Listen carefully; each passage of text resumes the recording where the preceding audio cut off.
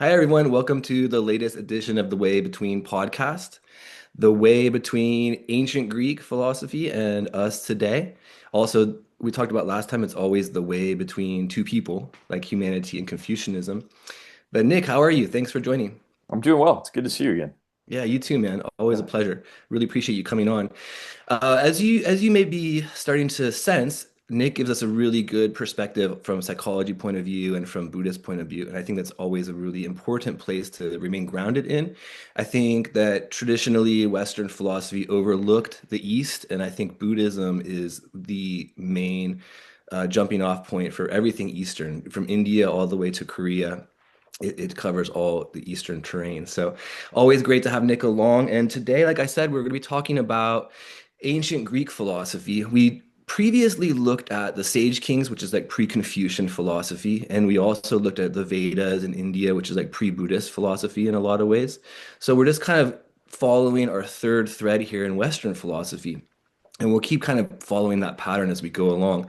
And it's always about just how does this help me in my life? How does this fit in with daily modern life? And I think today we're excited to show a lot of parallels of where ancient Greek philosophy deeply influences our society and our culture.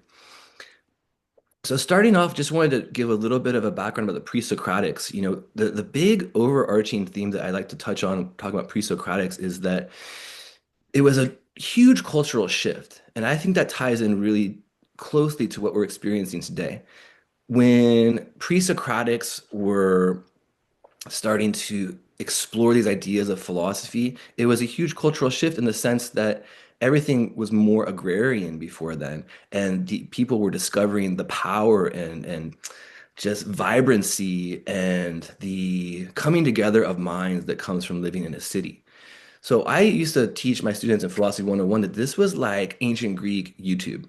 Hmm. People coming into a city, on every corner there's conversations. People were out and about all the time, and they're going out and about to basically discover more about each other, discover more about what works for people, what doesn't work for people. So, if I was a shepherd, I can go into the city and find out the best ways to herd my sheep or whatnot. Or in this case, people started to investigate the nature of the universe. What is the universe made out of? So the pre-Socratics started looking into that, and there's a lot of ideas. Oh, maybe the entire universe is made out of water. Maybe it's made out of air. Maybe it's made out of atoms. And I think, we can easily just kind of dismiss them and say, oh, how silly that you think it was made out of water. But we know better, actually. The Earth is 70% water. Our bodies are a lot percent water. I don't know the science behind it. But I think we can make connections. We can help our ancient Greek philosopher friends with current physics and help them along and say, actually, they were onto something. They had some insight there. Nick, do you have any initial thoughts as we just start to kind of get into where this cultural movement came and how people getting together started to explore new ideas like this? Yeah, it's interesting that you say just talking about thinking about like the substrate of the universe and how the pre-Socratics were labeling it in certain ways, and we know now that those aren't necessarily correct ways, but directionally they may have been correct, and it's reminding me a bit about some of my Dharma, my Buddhist teachers, and particularly one of my mentors. He would always talk about Samkhya, which is a post-Vedic organization of the world. So it would be considered like Aristotelian sort of dialectics and things like that. But anyway, it's often seen as like the boogeyman in Buddhism, in the sense of like these guys are so wrong. Like let's destroy their arguments and show how wrong they are. There really is no existing particle. They would talk about atoms and things like that. But one of my mentors used to say, well, actually, they were mostly right, and so it's like on the finer points that we disagree. And yes, there are some things, especially around in Buddhism, thinking about emptiness and interdependence that they maybe hadn't really considered or talked about. But if you go back and study the system, there's a lot of value there, even though we in the West, especially the modern West, like to throw the baby out with the bathwater. So just thinking through what is directionally correct around this. And if I think about excuse me, water, or I think it was Heraclitus said like the world is fire. And in Tibetan Buddhism in particular, we talk about the elements not as discrete entities, but as phases or functions of being. So it's like the world is fire. It's like, well, the world is constantly moving. and the world is always in the state of constant chaos or change or whatever. We can add on to things like that. So I think it's important when you're looking at especially ancient philosophies to take everything, of course, with a grain of salt, but also to be as generous as you can with some of the interpretations while you're explaining it. That, and I also just want a huge caveat, like Pre-Socratics is far outside of my academic knowledge. So I'm coming basically as a layperson to this conversation. Yeah, we're just gonna barely touch on it because I don't have that huge of a background on it myself. But I do want to follow the Western thread as we kind of look at all different philosophies. And I think in the Western thread, we often have to take into consideration cultural influences. I think later when we look at a philosopher like Descartes, he was obviously having to deal with a lot of massaging his theories to not be executed, for example. Hmm. So by the overly, overbearing Catholic Church at the time.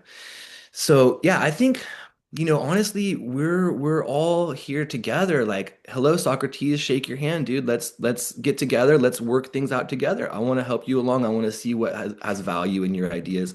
I think it's really, I had a grad class. I don't want to get too specific. You and I were hanging out at the time, and one of the classes I had this. We had to take our, what do you call it, our required courses, right? And some of them were not exactly right in what we wanted to take. Had to veer outside and get a idea of the whole program, not just specifically our own aspect. So I had one class and I wasn't really that thrilled with it. And the reading was intense and I wasn't really getting a lot out of it. But the point is, at one point, I just was combing through it and I thought, okay, let me just see what I do like out of it. What Mhm. can I use out of it? What seeds can make it better for me and make me enjoy it better, make it my own? So there was one passage in the reading, this was a very political class. And the passage in the reading was that everything in politics can be co-opted except your spirituality. And that was like really eye-opening for me that no one could ever mess with your spirituality. No one can ever mess with your mind. You always have that. Anything else can be like, okay, hippie movement was so rebellious. Now it's a Gap commercial, right? Yeah.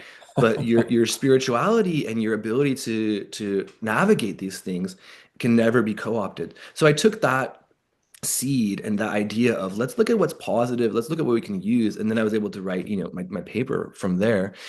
So I think it's a good practice as you're mentioning. And on that note, looking at the pre-Socratics, it's very insightful. They do have a lot of principles that we can look at with modern science, like energy is neither created nor destroyed. Mhm. So there's energy there. Maybe that's the idea of fire, a little bit different, it's like energy. Or some of them came up with the theory of atoms, for goodness sakes, which is Mhm. obviously been proven, right? So this is the environment that Socrates came out of. We're really going to focus mostly on Socrates today. So when we looked at pre-Confucian, we looked at pre-Buddhist, and we just barely touching on pre-Socratic because it's not really our expertise. Maybe we could have some people later come join the show and chime in on that, or people can join in the comments and chime in on that for sure. But the point is, we wanted to look at now moving towards Socrates, the story of Socrates.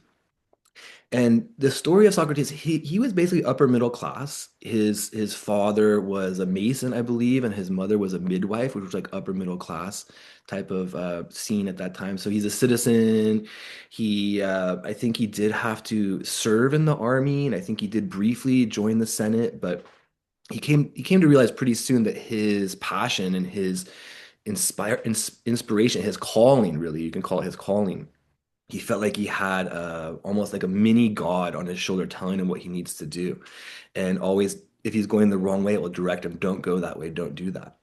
So what happened was he joined this city movement of let's go, let's have conversations in the street corner, the Lyceum, the symposium, all these different places that are public places. Let's have some conversations. And he got us focused on what is the right way to live. Okay.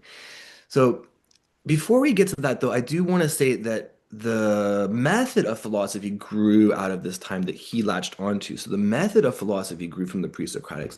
They transitioned from it's the myth and the gods to its reason.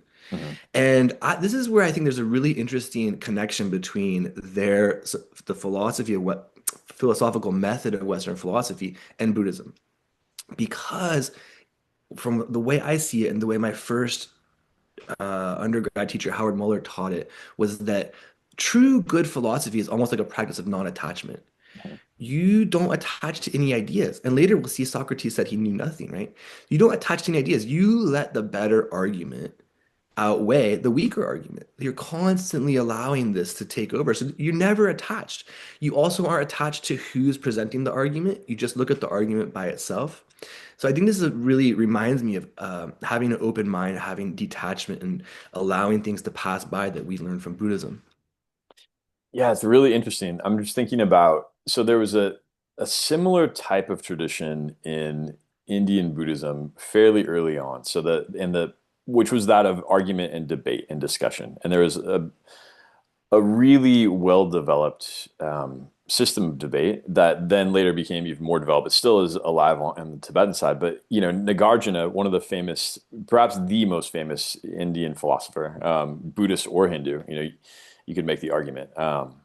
He was around like 150 CE, so somewhere around there. And he was the head of Nalanda, which was like the Harvard at the time, our oldest existing university. And he would be a gatekeeper, meaning people could come to the Western Gate and just debate him. And Mm, so the story, and then people would record his debates.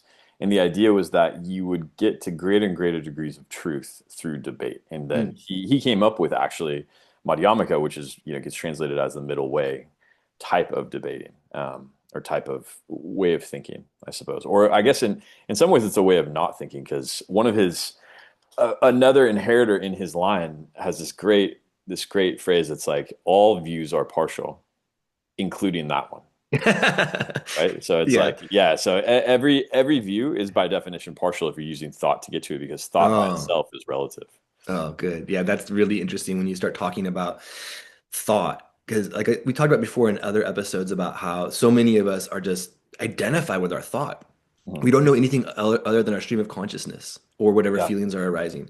So to even have a glimpse that you are not just your thought, I think is a first step to like a good cultivation. Yeah, it is. It is. I want to say a couple more things about that because I talked to somebody recently, very smart guy, and it was really clear that he was under the impression, which I think a lot of us are, and I used to be as well. Like you can, if you just think deeply enough, you can incorporate ultimate reality, whatever that is, whatever kind of deep spirituality.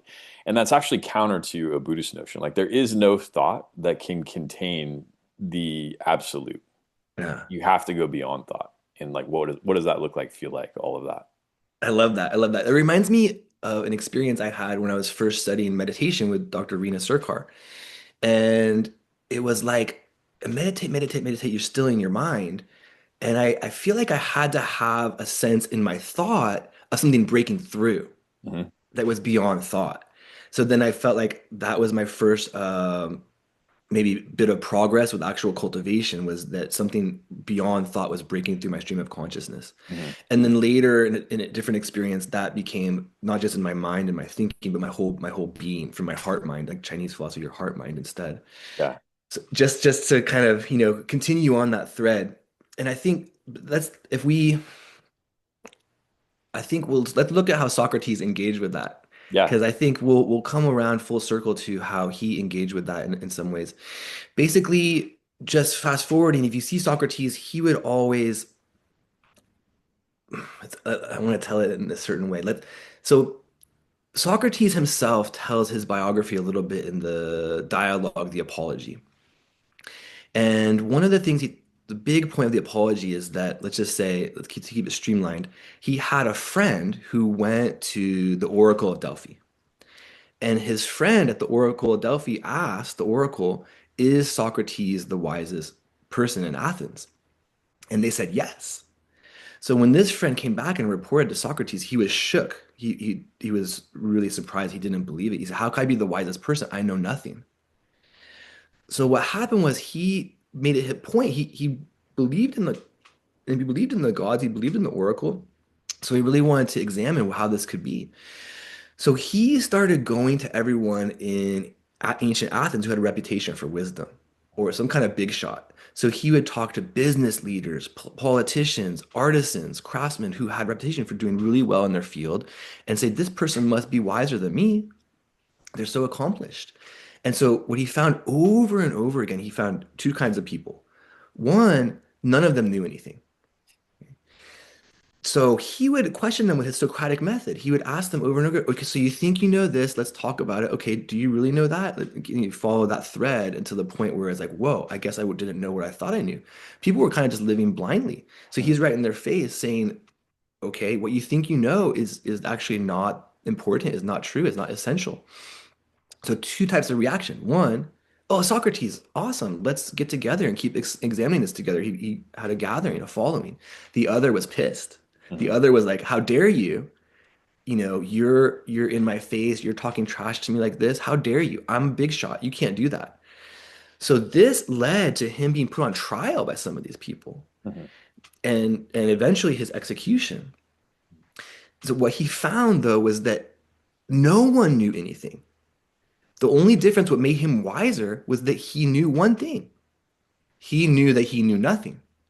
So this is called Socratic ignorance. So he was one step ahead of everyone else who thought they knew something but didn't. They had double ignorance.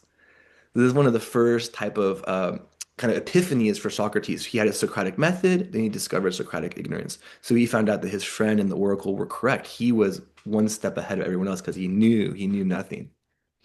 Yeah, it's interesting. I mean, I'm thinking about, and I know we don't want to go into like the postmodern type of way of thinking, but there is like the deconstructionist movement in postmodern philosophy, which is like, look, you can actually deconstruct any notion, any deeply held notion, and I think that's become quite popular, or what used to be quite popular. I guess we're in kind of postmodern.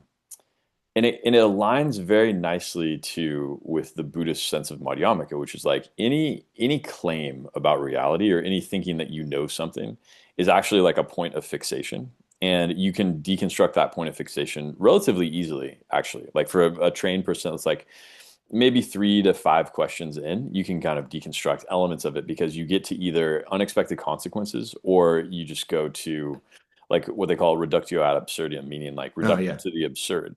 And this is, and you just find it over and over again. It's like, well, what is that thing? Even to like simple, naive reality. But it's always in, and where I think it's an interesting question for me, like on the Socratic side of things, the Buddhist side is basically saying, like, look, this is a good thing to do because whatever special little thing you're holding onto is not a Mm, special little thing. It's actually the interconnection of all the universe. mm, And by like teasing that apart with a dialectical analysis, mm. you're able to like more clearly access salvation. Yeah. Whereas like on the Socratic side, I'm not clear like what is the ultimate goal. Like if I were to what happens if I practice the Socratic method to its finality? Like do I attain enlightenment or do I just am like, well, I'm a really good debater? It's a good question. Yeah. So actually, it's just the good life. You live a good life. Yeah, So that's this interesting. Yeah. this leads to our next point. And I told this story before. You heard me say this before on a different podcast and whatnot. But this is what struck me is first we have this sense of Socrates in in this particular dialogue, but then we come back to another scene of Socrates. He has a young adolescent with him, and Socrates. Well, let's actually first continue this thread of what happens with Socrates during this trial. So he's using this as evidence that he believes in the gods. He's using this as evidence that he wants people to flourish. So he's not guilty of denying the gods. He's not guilty of corrupting the youth. So he uses these type of conversations as evidence to that. They still convict him. Okay. Then they come back and they say to him, okay, you're convicted. Now let's talk about your sentencing. He says, yeah, you know what I deserve? I deserve free meals for life for helping enlighten Athens. That should be my sentence.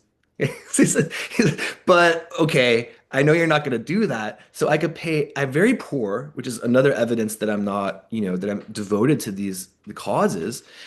But anyway, I'm very poor, so I can pay like, I don't know, a little bit of money. And he says, but my friends also, they really want to help me out. My friends say we can raise a little bit more money. So I propose that I'm sentenced to this fine, a small fine. They tell him, no, no, you're convicted to death. And so Socrates comes back and he speaks to them. He says, well, why, why am I doing this? Why am I going along with this? You guys are so clearly wrong. This court is so clearly corrupt. You're persecuting me just for exposing your BS, right? Why can't I just shut up? Why can't I just not do this anymore? Or why can't I go somewhere else?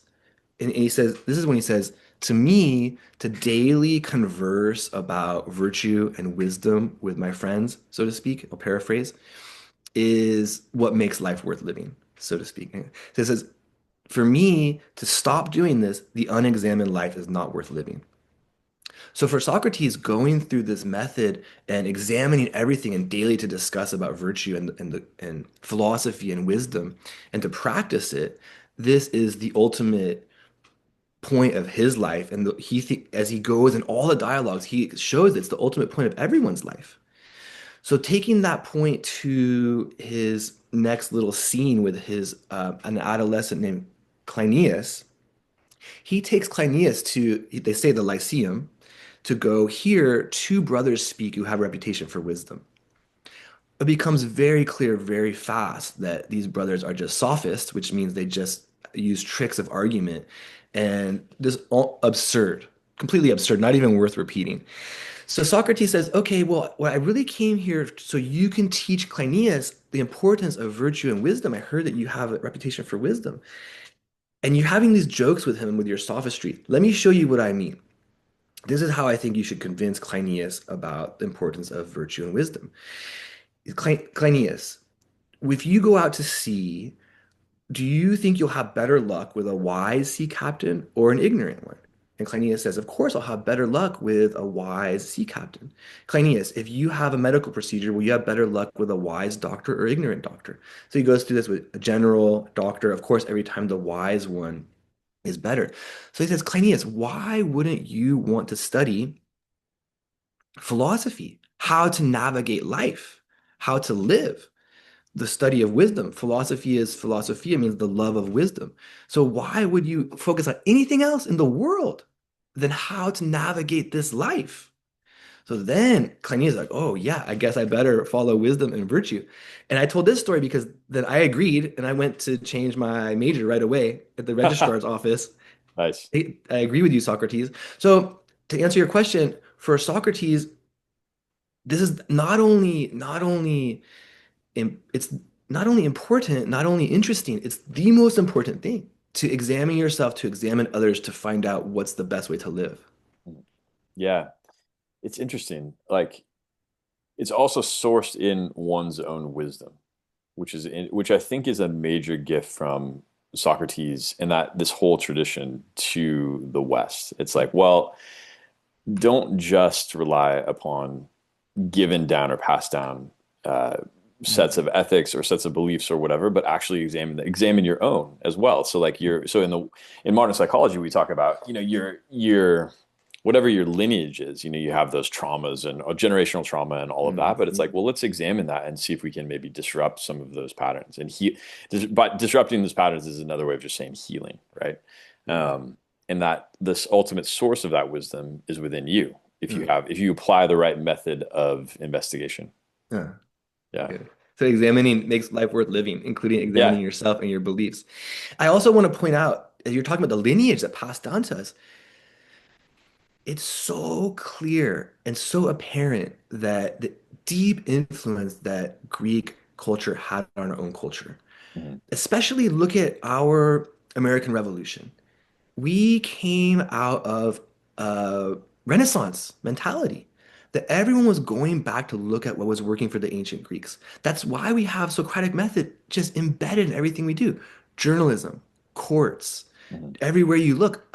The universities are modeled after Greek academia. Mhm. So when this is thriving, Western culture is thriving. When it's being attacked, like the people who put Socrates to death, then we kind of descend into feudalism, I think. So, do you have a sense of that type of questioning, Socratic method, discourse in contemporary Western culture or our lineage from our so-called founding fathers till now? Yeah, I mean, I definitely think that it's an interesting thing to consider, and it seems to be a common thread that has been built upon throughout time. And it does also seem to be there are pockets of Western culture, and I would argue, like including some elements now, where it's not necessarily welcome. Like questioning the status quo is not necessarily welcome. But then I'm thinking, well, maybe that's a bit of a bias that I have. Maybe actually it just has always not been welcome to a certain degree. And I do think that there are trends currently in society, and maybe have been for a long time, but becoming more apparent, where it's like, well, you can question, but up to this point, or you can be an outlier, but up to this point. And again, I mean, I don't want to bring it all the way back to Buddhism, but I did have an experience one time. I was with one of my teachers, long so I can't say Rinpoche, and he said to a relatively small group, he said, if the Mahasiddhas, meaning the great enlightened people of India in the past, it came here right now, if they came to this teaching right now and they were knocking on the door, you all would call the cops. You know, they'd be dressed, you know, half naked, dressed weird, like doing weird stuff. You know, Jesus too. one of them had like a whole pack of dogs that were traveling with them. One guy was like eating fish guts. There's like all they would seem weird. They would be like way outside of the norm, and it's true. It's really true. Like they would not be welcome at like the local Dharma center. Um, so I suppose there's always been people that question to such an extreme degree that they get to their own like a version of ultimate of truth, whatever that looks like, and it becomes harder to fit within society. So I guess society as a function can only really handle so much. Well, society also ebbs and flows, right? So Yeah, we always think of it as evolution, but really there's a lot of ups and downs. yeah, But another thought comes to mind is, you know who else wouldn't be welcome in like a modern church would be Jesus. Right? That's yeah. like such a radical. He's overturning the money changing tables. He's hanging out with prostitutes. He's very lowly. I'll never forget Sonoma Country Day School. Mhm, We took the field trip to Glide Memorial Church. mhm. And that's, if you know San Francisco, Glide Memorial Church is in the middle of the Tenderloin. It is as rough and as rough as it gets, basically. And I was so impressed there because I had been used to, seeing people go to mega churches and stuff like that, where it's very clean cut, just to Mhm. say that, right? But I was so impressed there. Cecil Williams was still there, and the different people who were running it there. You could feel this all-encompassing love of Jesus, that everyone was welcome. And you're talking about like the most, there's mentally ill people, there's homeless Yeah, people everywhere, there's drug yeah, addicts, and they're just coming in and out of Glide, and they're completely welcome. So it's just a side note that Jesus was like that. Jesus was like yeah. welcoming everyone, hanging out with the people that were having the most difficult time that no one else would want to even be around. See, I would like to. That's an interesting. I've been to Glide Memorial as well, and it's exactly as you described. And it would be interesting to have somebody with like a MAGA hat on and go there and see if they could have the same level of like love and compassion toward the MAGA hat person as that, which is what I'm saying. Like it's You yes, always want to mix it up. tolerance, yeah, like what's the band of tolerance that we're working with here? It would be interesting, an interesting experiment. I mean, maybe not. Maybe it would be like, oh yeah, sit down, brother, and partake or whatever. It's just a fascinating. It's fascinating what I'm sure society can Jesus had that tolerate. dynamic, turn the other cheek and that kind of thing. Because I think in the most, there's a certain element of our society that's very bullyish, Mhm. right? And Jesus had to deal with that. He was clearly bullied. He was literally persecuted, right? He's put on the cross. And so not to get too Jesus centric on it, but he had to deal with that. So Yeah. yeah, it's really interesting. I think, there's definitely that element in his work in his life. And obviously that's not been my specialty, but you can still see he reminds me a lot of what you're describing with the Mahasiddhas, he was just a wild person. Yeah, totally. It's funny, like some of the Mahasiddhas were, householder. They were businessmen and they were just like, oh, I'm a successful business. They were the, whoever the Steve Jobs or whatever of the world. I mean, maybe that's too visionary. They're just like conventional. And some of them were one, I mean, literally supposedly was a pimp that lived at a brothel. Some people argue that that was metaphorical, but either way, it's like that level of wildness. I guess, but going back to like the Socratic method and thinking things through and examining your beliefs, I think most of the time, whatever the belief is that we get most pissed off about is probably the one that we should examine most closely. So it's like, wow, that guy really makes me mad. Whether it's like a politician or an acquaintance or even a family member, it's like, wow, that really gets under my skin. And it's like, well, what is the belief? What's the pattern of belief and behavior that I'm really getting activated about? And maybe I can inquire about that a little bit. And maybe it loosens it up a bit, which I think would That be the Socratic method. that's very much like Socrates. Yeah. I go the other direction. Jesus says, "Don't cast your pearls before swine," right? Yeah, fair. And There's another thought that came to mind about that. That Confucius says difficult people to deal with are low people who only emphasize profit. Hmm. So in a lot of ways, the I Ching, the Book of Changes, has so many different moments where it's like low people are rising. What should you do? Hmm. Or low people are coming into power, and that always just doesn't mean that means that people that emphasize profit, people that aren't cultivated, people don't emphasize virtue. Hmm. What should you do? So the I Ching, the Book of Changes, has so many different times. Watch out, low people are coming to power. You better do this or this or this. Hmm. So there's a sense. Look what happened to Jesus. He got persecuted, killed. He tried to say, okay, I'll work with you. I'll go along with you. Same with Socrates.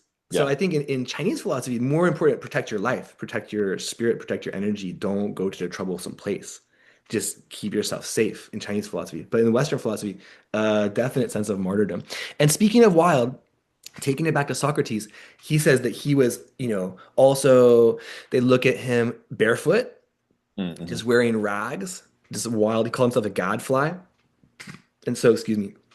So this is like a sense of a very wild person too, right? And then he was persecuted. So there's a pattern that's evolving there.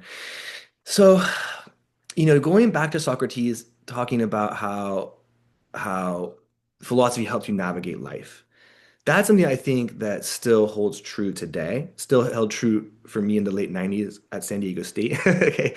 And still holds true today for all of us because, why are we here? Why are we listening to this podcast? Why are we having this discussion? We want to find better ways to live. And we're talking about using Socratic method or using philosophical method. We can do that inside our own mind. Hmm. If an argument or a feeling comes up, we can decide, is that reasonable? Is that logical? Or should I just let it pass by? Hmm. Anything that comes by in our own mind, we can decide, is this useful? Is it helpful? Or should I let it pass by and dissipate?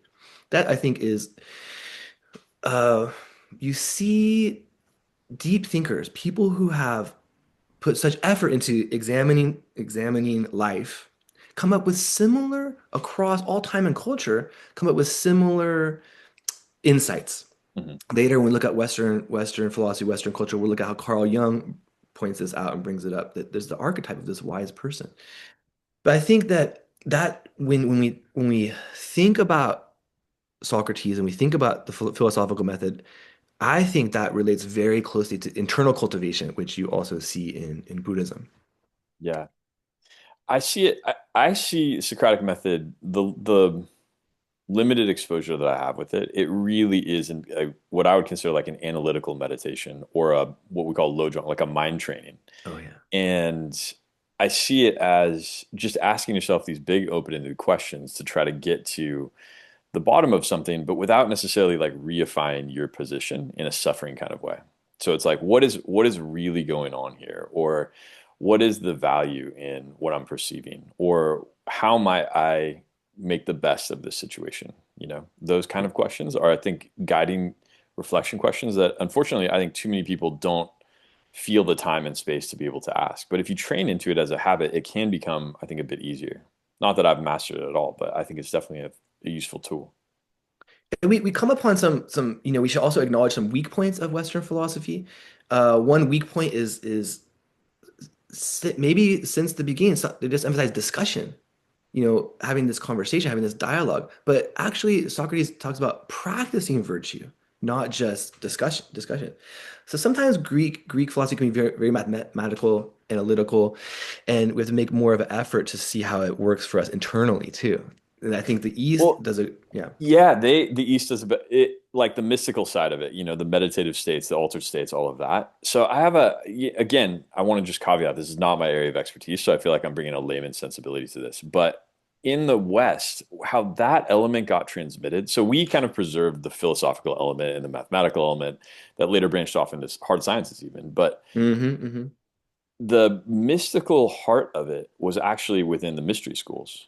And the Mm, mystery schools that had initiation, they had mm, asceticism, they had mm, meditative practices, and they actually kept them pretty secret, even though lots and lots of mm, people were involved in these, mystery, quote unquote, mystery schools up until, pretty later time, much past Socrates even. mm, And so that's where they preserved it. And unfortunately, that was the piece that got lost, mm, at least well, it's arguable if it did get lost. Like you could say Maybe like, it's still okay, secret out there Kabbalah somewhere. and yeah, Rashkut, like maybe it still is there, but like from a modern, the general consensus is like most of it or much of it got lost in that way. And that I think was a shame because it was sort of like if you look at Buddhism, there's external, just general Mahayana, and then there's internal like Vajrayana, or even within Mahayana, there's like the cultivation of Zen or Chan, and then sort of like the ethical component of it. And they were always married together, and they never got separated out. But in the West, that did happen, and it's unfortunate because I think where there would be even more to discuss around the similarities around it. Yeah, it's very thought-provoking because have you heard of this theory that Jesus himself was an Essene, one of the mystical traditions? Yeah, I've heard of, yeah. I So seen there's lots of theories about it. Yeah. yeah, and so if it's true that Jesus was himself someone who left the mystical tradition that was very closed and secretive and tried to bring it into the world, Mhm. then we see what happens. He Mhm. was persecuted, he was killed. So maybe that's part of why it was always secret, and maybe there's power structures that exist in the West that are more antagonistic towards it for whatever reason.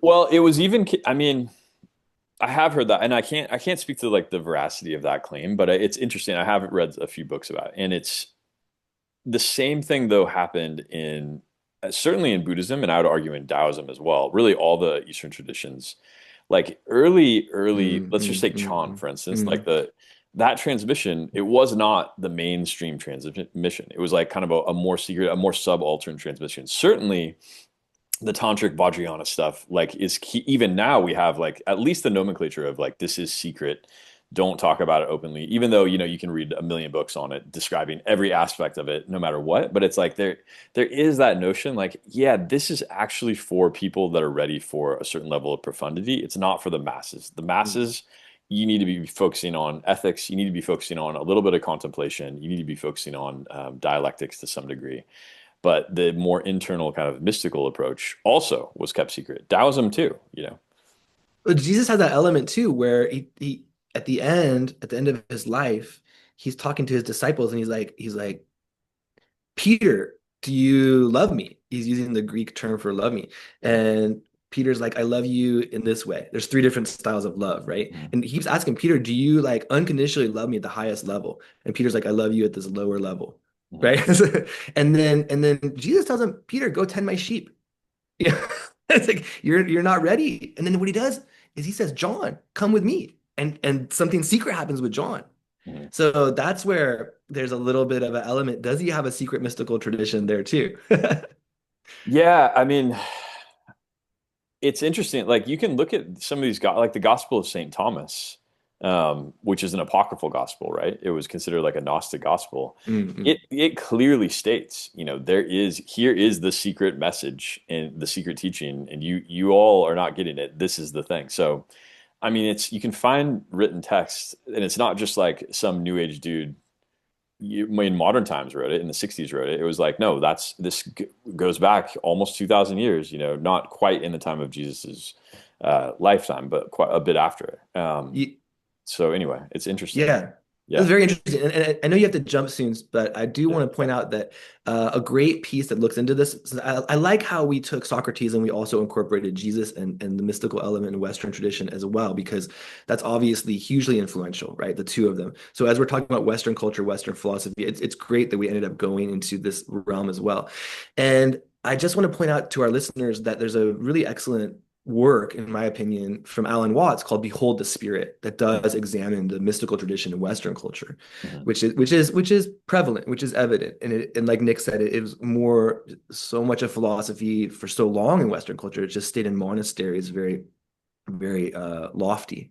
yeah But I do want to thank everyone for coming along with us today for this little journey through Western philosophy, Western culture. And we will look much more at Socrates and Plato at a later episode. But I'm really happy now that we've kind of come full circle and done a thread on the roots of Chinese philosophy, the roots of Indian philosophy, and the roots of Western philosophy. I'd encourage everyone in this sense to look at what arguments you're telling yourself, Look at what arguments you're hearing. Always follow the way of the ancient Greek philosophers with allowing the stronger argument to outweigh the weaker argument. And don't kid yourself about it. Really look at it from a unbiased point of view, I think was one of their biggest strengths. Mhm. Nick, do you have any final thoughts? No, I think it's been great. It's always a fun discussion. I never know where we're going to end up, but it's been a journey. It's been fun.